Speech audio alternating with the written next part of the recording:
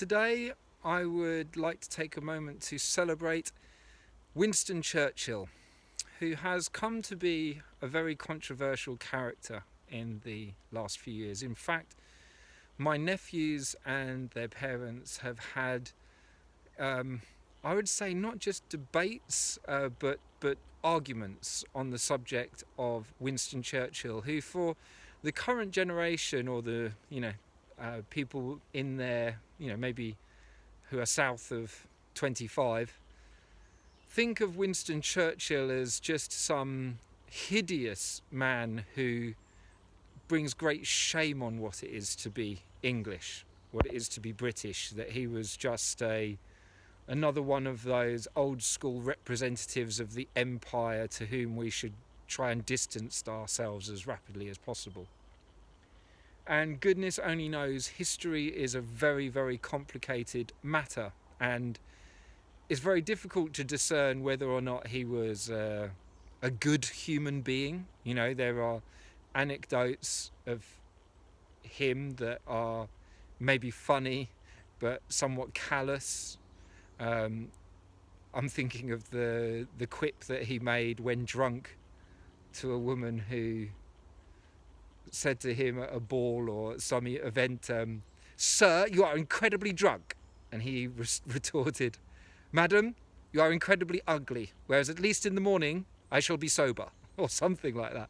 Which goes to show, if not a ballsy bravado and strong sense of humour, but also a certain human callousness, which, maybe is also born of being drunk. It's that kind of, I don't really care what anybody thinks at this point. Now, there's many characters who are musicians and authors and, who we don't necessarily have to like as people to admire their creative output. And Winston Churchill had associations that I don't necessarily feel moved or impressed by. But the reason that I wish to celebrate him and to give a vote of thanks for his contribution to the culture from which I emanate is that there was a period of time in British history, the Second World War, where a very dangerous regime was taking hold in Germany. Although at the outset there may have been some noble aspirations at the heart of the National Socialist movement, although they were being oppressed and needed to defend themselves and may have been a force for good at one point, what they came to be, the way they tried to administer their quest for freedom in the tradition of most totalitarian regimes, is that it ends up costing people enormously. It costs the individual, it destroys lives, and I think we're all fairly familiar now with what was the result of that Nazi regime. Adolf Hitler may have had some noble aspirations at the outset, but the co-creation that went on between him and the audiences that he was speaking to led to hate. Now, Winston Churchill was a voice and was a presence that united the British people in the face of this danger.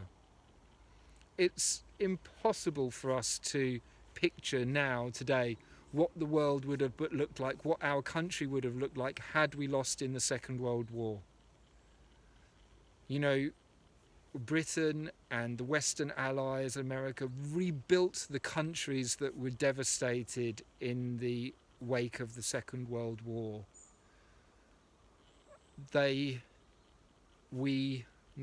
Obviously I wasn't there at that time, but the British and the Americans and the French have oh my God, history is so complex. And yet it seems to me that there has been a force for good driving the defence against the Russians and the Germans, against those totalitarian regimes that cost the lives of millions of people, caused such devastation. And if it hadn't been for a figurehead like Winston Churchill standing up and those enigmatic speeches, we'll fight them on the beaches, we'll fight them in, without that kind of voice to carry people through the Blitz and through these periods of bombing, and where so many families were being affected by the sacrifice of the lives of their fathers and sons, the young men that went to war in the trenches and in the deserts and all the different places around the world that were affected by World War II. It's just impossible to imagine where we would be now. And when I hear people want to tear down the statues of Winston Churchill and to, make him a pillar of hatred, someone who should be erased from history, I can only think of the older generations, those still alive that lived through or were born in the wake of the Second World War, and what a callous act that must appear to them. It's so difficult for us to imagine what a figure like him, the role that they played in the life of the common man of families that were growing up at that time, and to then see them being trashed.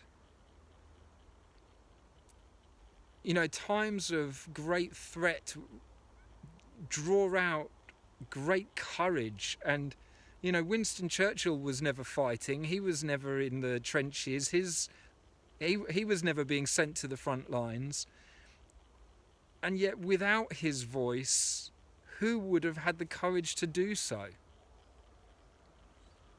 This is not a hill I wish to die on.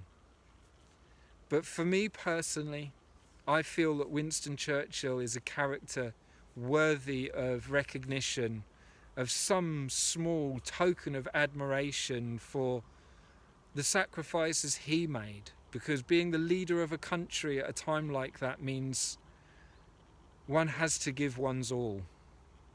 There's, I imagine, very rarely a moment off for any kind of world leader, certainly one at such a time as participating in the Second World War. I am not an advocate for war, and yet I am not a peacenik that completely disregards the fact that there are times in life when we have to fight, when there is such a threat to our liberty, to our humanity, that we have to take arms to defend ourselves. And I believe that was one of those moments. Even if all wars are bankers' wars, even if there must be great corruption behind the forces that put that war into action, the First World War and the Second World War, they didn't come down to whether or not some Hungarian leader was once shot, whether, these are really a facade to what goes on in the machinations of global powers. And yet these complex, multi-layered stories have actors playing all sorts of different parts, and I really believe or feel deeply that there was on some level a great humanitarian in the heart of Winston Churchill, and so I choose to give thanks for the life and the contribution of Winston Churchill.